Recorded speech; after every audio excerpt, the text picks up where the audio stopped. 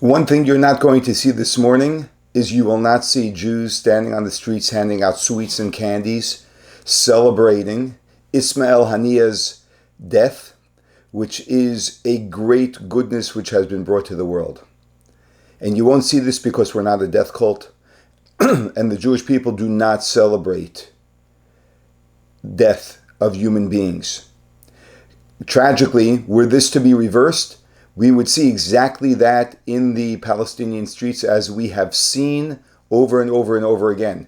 In fact, we even have a video of Ismail Haniyeh himself on October 7th, watching the videos of his murderous terrorists entering into Israel, exiting Israel, laughing as he watched this and falling down onto the floor in prayer, in celebration of this.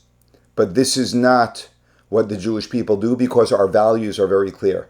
It's very interesting that King Solomon teaches us a very interesting verse in the book of Proverbs, where he writes that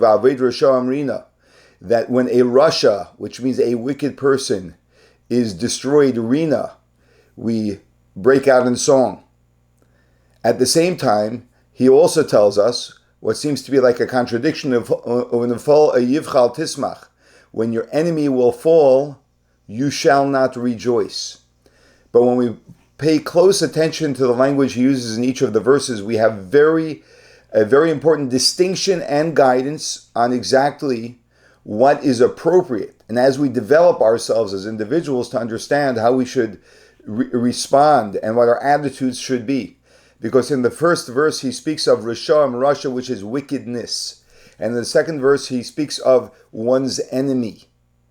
You see, when someone celebrates that their enemy has fallen, has been killed, that is a personal vendetta. My enemy has died.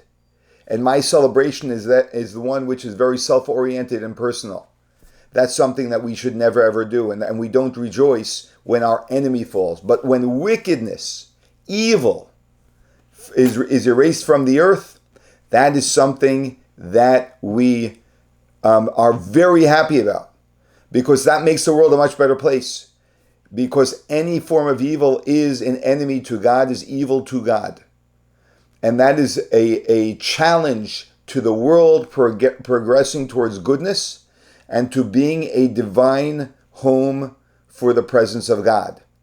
And Ismail Haniyeh was exactly that.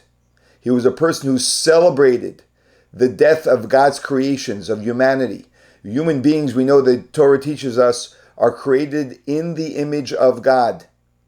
And that is the reason why the highest value in Judaism is life. Life is sacred, because every life is a reflection of God. And someone who celebrates the obliteration of that, not only of his enemies, but even of his own people, wouldn't hesitate.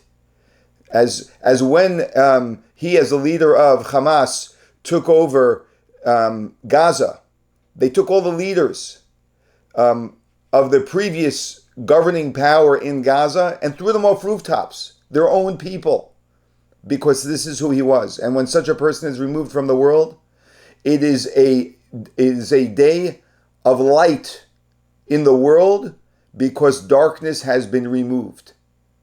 And so this is a tremendous step forward in the war against the obliteration of evil. And may God empower that good continue to eradicate and swiftly eradicate all evil from the world, so that we can live in an eternal state of peace, which will happen with the coming of Mashiach.